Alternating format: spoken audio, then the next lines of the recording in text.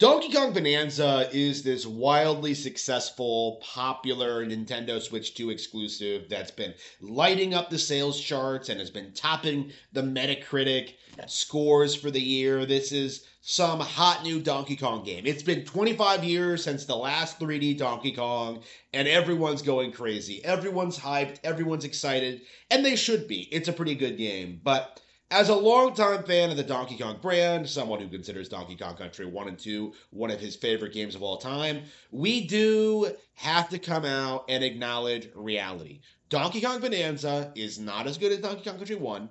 It is not as good as Donkey Kong Country 2. It is not as good as Donkey Kong Country Returns or Donkey Kong Country Tropical Freeze or the original arcade game. Bonanza is just a very good game that does not quite live up to the all-time classics. And there are reasons for that. In a lot of ways, there's nothing else that really like this that exists. But one of the big surprising things I've realized as I continue my 100% completion of the game is that not only does Bonanza trail well behind all of the really popular, iconic, all-time great Donkey Kong games when it comes to its quality, it also fails to live up to the legacy of the original 3D Donkey Kong adventure. That's right. Donkey Kong 64 is better than Donkey Kong Bonanza. Okay.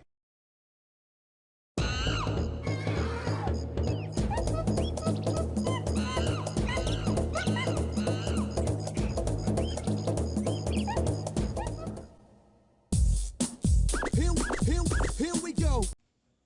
The instant you boot up Donkey Kong 64, you are greeted with a ton of personality, a ton of charm, a ton of really interesting animations, and a ton of memorable, iconic characters. Even today, people look back on lanky, tiny, and chunky Kong as these all-time great Nintendo characters. It is very easy to forget that they not only debuted in this game, but they haven't really been all that relevant afterward. They have made like some minor cameos in Donkey Kong Barrel Blast or the Super Mario Bros. Movie or whatever, but by and large, this is their first and only major appearance starring in their own game. First of all, we need to emphasize like what we're seeing here and what the DK rap actually represents, because everyone always already knows that the DK rap is one of the greatest pieces of video game music ever composed. But, the reason why it's so iconic and so memorable is that it essentially breaks down each individual playable character into like an easily understood character. You have Donkey Kong, the leader, who has the coconut gun, who's the main protagonist, the primary hero of the story. You have Diddy Kong and his cool new jetpacks, his peanut blaster, his guitar.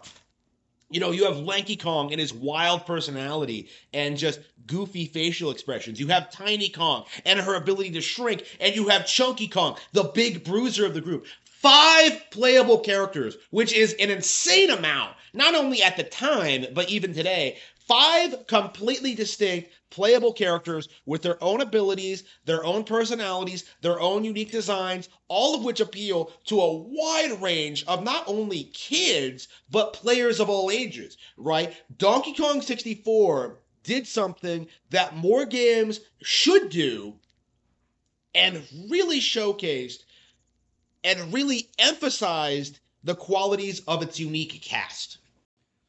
And I think that's the major thing you'll notice as you watch the gameplay footage for Donkey Kong 64. Everything is oozing style and personality, whether it's the environments, the designs, the menus, the music, the mini game sections, right? Donkey Kong 64 is brimming with the classic Rareware style and personality. In a lot of ways, this is the company at their absolute best. The classic cope that this game didn't live up to the legacy of Banjo-Kazooie or Conker is just a total farce. Not only is this game more technically demanding than either of them, being one of only 2 Nintendo 64 games that required the N64 expansion pack, but it does so much more with its world design, its style, and its personality. It is not discussed enough how Donkey Kong 64 absolutely is one of the all-time great N64 games. Not only is this game just as good as Super Mario 64 and Ocarina of Time in a lot of respects, in many ways, it's actually better. When you look at like the character animations and the world design and just how big and expansive it is and just how many things there are to do and find, you'll find an experience that lasts longer than modern AAA experiences. In a lot of ways, Donkey Kong 64's unique design and visuals have led to it aging incredibly well. The shadows, the underwater physics, the feeling of just going on this adventure, right? Like it feels like you're playing a cartoon, and it leads into this incredibly appealing video game that stood the test of time and is still played today by kids growing up in 2025. It is shocking to me how out of all the N64 games that have come out that are just considered all-time classics that are still played today, I find Donkey Kong 64 to be at the top of that list.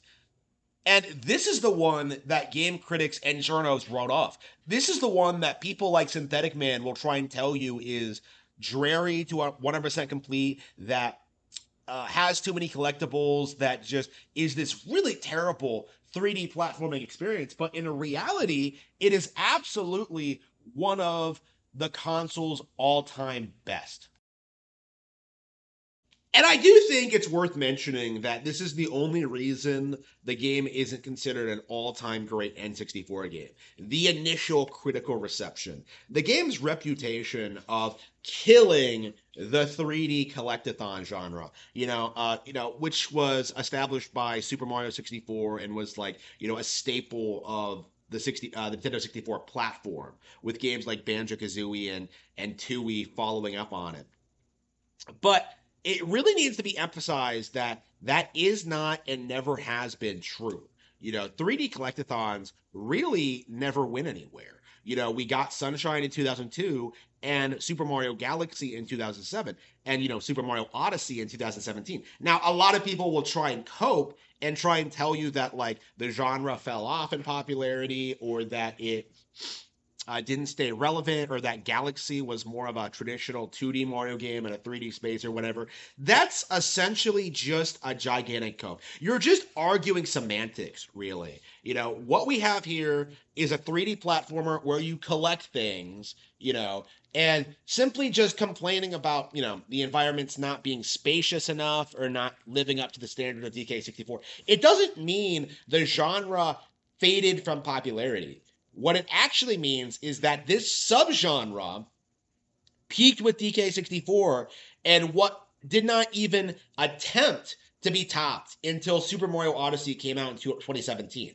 Just because this subgenre of 3D platformer kind of fell by the wayside for a couple of years does not mean that they were killed. To me, this is simply an indication, an example of just how game journalists will bend to go to whatever links it takes to downplay major new Nintendo titles, right? DK64 was not hated because of its 3D collecting or because of the gameplay or anything of anything substantial. It was hated because it was a new Donkey Kong game on new Nintendo hardware. This was simply game journos trying to downplay one of the biggest releases of 1999.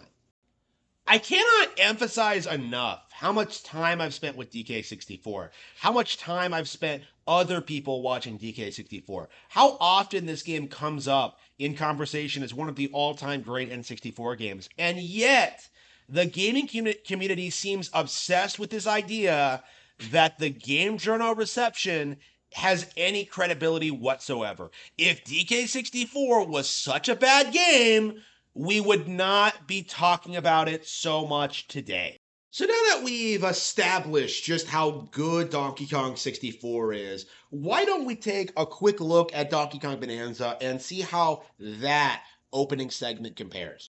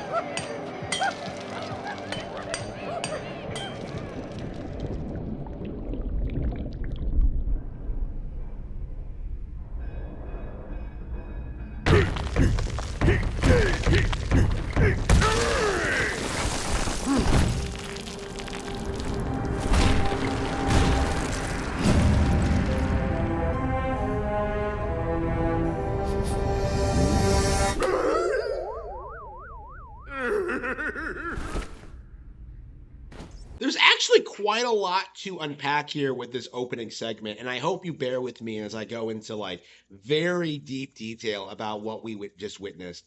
This was the opening cutscene to Donkey Kong Bonanza, right? You boot the game up, and this is what you see. The entire opening cutscene takes less time than the DK rap when you first boot up Donkey Kong 64. So you are immediately thrust into the gameplay. You immediately have the ability to mess around with Donkey Kong and destroy the mines and explore and engage with the in-game tutorials. And it does need to be emphasized that this is a very Nintendo thing to do. It reminds me a lot of Ocarina of Time and how it tried to streamline you to get into the first dungeon as quickly as possible, right? It is very gameplay focused. It really emphasizes Bonanza's unique strengths, the mechanics, and like DK's ability to dig through the earth, right? This was a fantastic classic opening to a Nintendo game. However, is this necessarily better than what Rareware did with Donkey Kong 64? Because remember, the Donkey Kong reboots in the 90s were not made by Nintendo. They were made by Rareware, and they developed their own unique personality and style, which I think really suits the style and characters that they were going for. With Donkey Kong 64, the DK rap sets out all these Kongs, establishes all their abilities, and it allows you to imagine what it's going to be like when you unlock their cons, when you unlock their abilities, when you put them into practice and start seeing all the unique ways in which you can use all their talents to navigate the game. And it sets up all of the things you will be doing throughout the adventure right off the bat.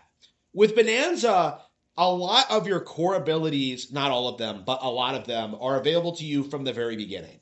And a lot of them, the game has amazing mechanics. Okay, it absolutely does have amazing mechanics. But at the same time, there's no feeling, very little feeling of discovery, of learning things that you didn't know you could do. In the first area of the game, you'll pretty much learn the entire toolkit of what you'll be using throughout right off the bat.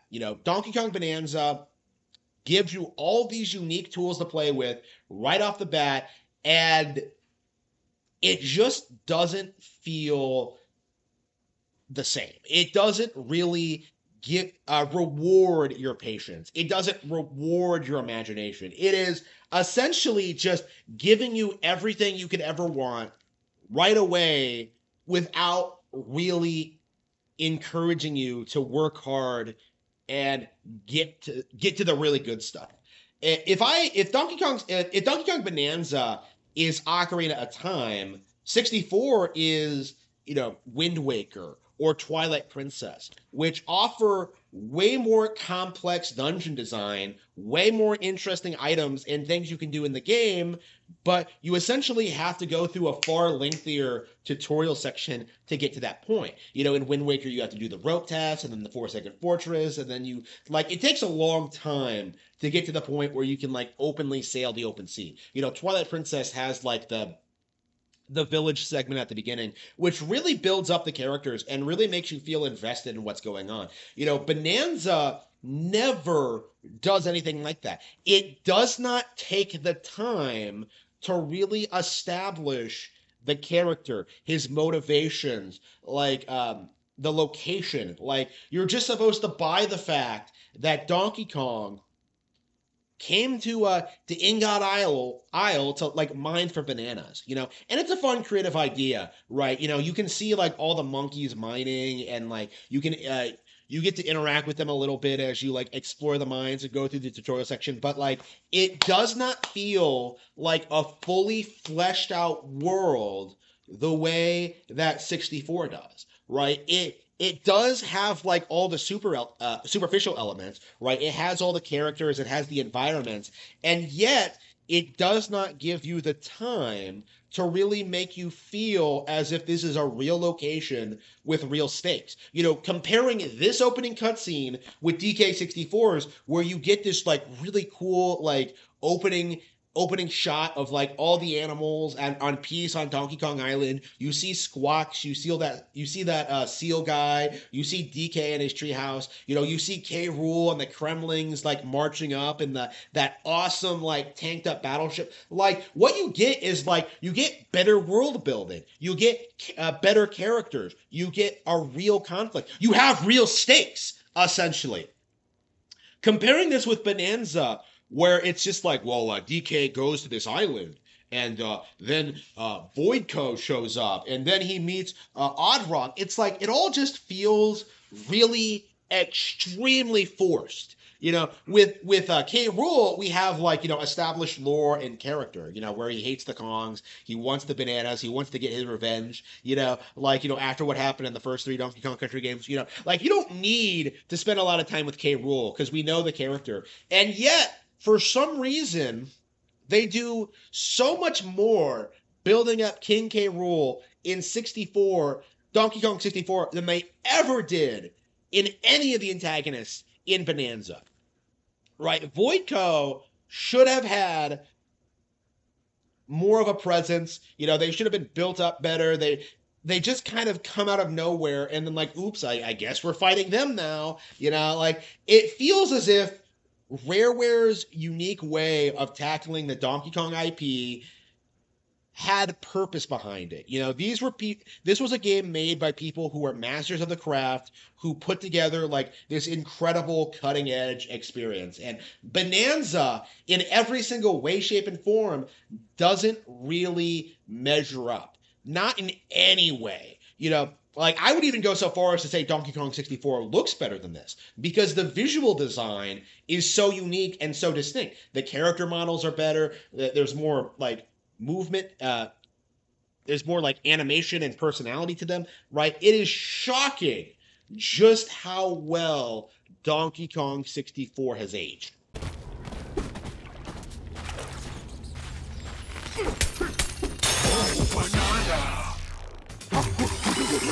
So I've been talking a lot about the personality and the characterizations and the story, all of which is way better in DK64. But what about the actual gameplay? Is Donkey Kong 64 more fun to play than Donkey Kong Bonanza? And I think after having played both extensively, yes, like DK64 absolutely is more fun to play than Donkey Kong Bonanza. And I think this is very self-evident by simply comparing the collectibles.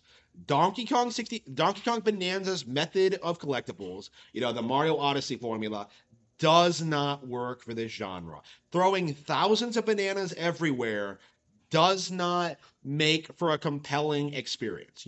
It's interesting if you're like 100% completing the game and going back and like, seeing all the stuff you missed, but the reality of the situation is less is more. I would much rather have 200 bananas that take a lot of effort to find than like 777 or whatever, however much is in Bonanza. Like you can see, simply looking at gameplay footage for Donkey Kong 64, just how much more in obtaining an average banana is in DK64. You'll be doing mini games. You'll be exploring. You'll be like unlocking abilities with different characters and utilizing them in the game world. Doing things that you weren't aware you could do in the game world. Unlocking new areas, finding things you've overlooked in the past. Retracing your steps. Like there's so much in DK64 that leads to like this incredibly engaging, memorable experience. With Donkey Kong Bonanza, it's essentially the same thing over and over again. You get through a layer and then you move on to the next layer. You collect bananas not because like they gatekeep the way to the next areas and you need to get them, but they're essentially tie into your skill tree. They tie into your skill point system where you unlock new abilities, which is interesting and cool. But the problem with it is that Donkey Kong Bonanza has this weird tendency. Like, why exactly do you need 5 bananas for 1 skill point? Like, what? Why could you not collect 1 banana and get 1 skill point? Like, the entire thing is just iffy to me. Like, people complain about like all of the different collectibles in Donkey Kong 64, but all of the different collectibles do different things. You know, you can get banana medals, you can get the blueprints, you can get bananas, you can get like you know, the little bananas, you know, that help you get to the boss. You know, like all of them serve their own unique purpose that build up to like this to the climax of like the level. And then you move on to the next level, right? There's so much to find and see in every single level of Donkey Kong 64 that like you will never, ever, ever get tired of it. Meanwhile, you play Bonanza, and what happens is that, oh yeah, there's a banana here, there's a banana there. Like, I'll just collect those while I go on my way and like proceeding with the plot. You know, and the plot in this game is pretty bare bones and basic with no real twists or turns or like character revelations or like, you know, it's charming to be sure, but the reality is you never feel as if there is ever as much at stake as in DK64. So let me give you an example of this phenomenon. Towards the end of Donkey Kong Bonanza, for a brief period of time, Pauline is kidnapped, and you kind of have to go without your Bonanza powers. You have to go through like a prison break section. You meet up with Poppy Kong. There's some like, you know, some build up to something happening, and the end result is that Pauline comes back, and you just proceed like nothing happened, right? It never really feels as if Pauline's any in real danger, that anything bad could ever really happen to her. This section comes entirely out of nowhere and it feels kind of pointless, other than to like try and like emphasize the bond between the two characters. Right. It's a nice change of pace compared to the rest of the game. You know, I was definitely interested in what was going to happen next and just the general setup, but at the end of the day, it's the same point I've been making this entire video. Is this as good as Donkey Kong 64? And the answer is a resounding no. Throughout all of Donkey Kong 64, you're rescuing kidnapped animals, you're rescuing other Kongs, you're doing things to kind of build up to the inevitable showdown with King K. Rool. And it eventually leads into this amazing all-time great climax featuring all 5 playable characters. This kidnapping section with Pauline, you never really feel as if Voidco has gotten a hold of her.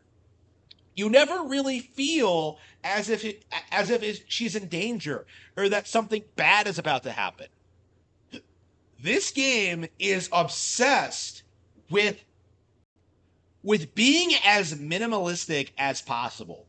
There are no stakes. You know, nothing bad is going to happen to Pauline. Nothing bad is happening to the people of the layers. You know, they just stand around doing nothing while Void like flies around in his little Frieza car like causing havoc. Like there's no real sense of conflict or story or whatever, right? The game just doesn't feel as if what you're doing actually matters. Bananza is a game that is desperate to recreate the magic of Donkey Kong 64. It's very nostalgia ridden, especially with the final boss, and it really feels as if it never really develops its own sense of identity. You know, everything that's different about this game when it comes to like Donkey Kong's redesign and Pauline being there, it all feels very superficial and basic. Like, I don't see this as a sequel to Donkey Kong 64. You know, I see this as Mario Odyssey 2 with all of the same problems, all of the same like the pacing issues when it comes to like the story decisions, right? Like it just feels as if in essence you're walking from set piece to set piece. You know, you're not really engaging with an adventure at all.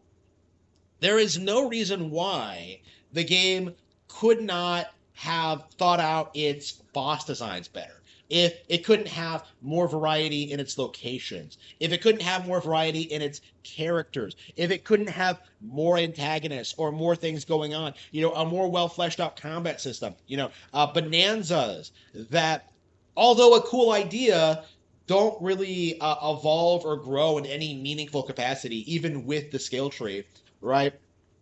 you know, and I think this is really important. They should have had more original antagonists. Everyone I know is soy jacking about the fact that like King K. Rool is the true final boss in this game, but it's not built up all that well. It takes away from the other antagonists, and it shows a very poor lack of foresight from the development team. Instead of creating their own characters that people, Bonanza fans will love for like who they are and what they do, like instead of creating new characters and expanding the world and the brand, Bonanza just chooses to relapse and use K. Rule again, even though that like it doesn't really make any sense because it doesn't really lend itself to like the game at all. They only brought him back for nostalgia bait, I feel. And yeah, it's true that the character is like well animated, like is really cool to fight. An amazing boss fight in general. I'm sure like a lot of people really love this guy and like everything he does. But like at the end of the day, like did they need to undermine the new antagonist to do it? Like I think from my perspective that if you're gonna make K. Rule the antagonist, like making him into a twist villain, like it's just something for older fans, like I just don't feel as if like doing this really lended itself way well to advancing the brand, like really coming out with like a clean slate and really, really coming up with like the next generation Donkey Kong. Like Donkey Kong Country really has not all that much in common with the original Donkey Kong. Donkey Kong's a hero now. He's in a jungle setting. He's fighting like completely new antagonists. There's no mention whatsoever made of like New York and his past with Mario or whatever, right? We still don't know exactly what the lore of Donkey Kong Country actually is, which has been like a common thread like in between these games. Like to me, if you're going to like do a reboot of Donkey Kong like this, and this is very much a reboot, like why not just completely come up with new antagonists? Like why not just completely come up with new ideas? To me, relying so much on nostalgia and nostalgia that's not even like all that well implemented. Like just look at how like well Diddy Kong is implemented in this. Like, if you're gonna do that, like it it just feels kind of underwhelming in a sense. Like seeing Cranky Kong and like realizing that he doesn't do anything throughout this entire experience. It's like where it just raises all these questions. Like why don't Diddy and Dixie come with you to the center of the earth? Like you're just chilling with Pauline the entire time, like while Diddy and Dixie are just screwing around on the racetrack. It doesn't make any sense. For like a Donkey Kong racing reference, a game that never actually came out, like it's just so strange to me that like that they seriously thought this. And I suppose like this is the core problem with Donkey Kong Bonanza. Like it's not made by game devs with a passion for like creating new and interesting concepts. At least not completely. Like this is a game made by Donkey Kong Country fans. People who grew up playing Donkey Kong Country, who grew up playing 64, who grew up like playing this stuff. Like Miyamoto has talked about this extensively, and I have to wonder if, like, now that he's like stepped back from game dev, if this is going to become a problem. But like, you can't have your fans make new and interesting, make new games in their favorite franchise because things do become stagnant. People begin to ask questions like, "Well, why can't we have Diddy like in this game?" Like it's like they don't have new ideas that push that establish an iconic brand. All they do is just kind of become stagnant and just kind of do the same thing over and over again. Yeah, we have to have K. Rool be the final boss because that's what you do in Donkey Kong games. Never mind the fact that that's not actually true. Just look at the far superior Donkey Kong Country and Donkey Kong Country Tropical Freeze. But like you they need to understand this, that they need to stand on their own 2 feet. They cannot simply nostalgia bait and expect people to get excited over seeing King K. Rool again. Because when you really break it down, when you really examine this character, he really is just a 2-bit Bowser knockoff from the 16-bit era, right? There has never really been any reason to consider K. Rool to be Donkey Kong's arch nemesis. It's just not really a thing outside of the Rare era of the series. I like K. Rool. I like K. Rool's implementation in the game.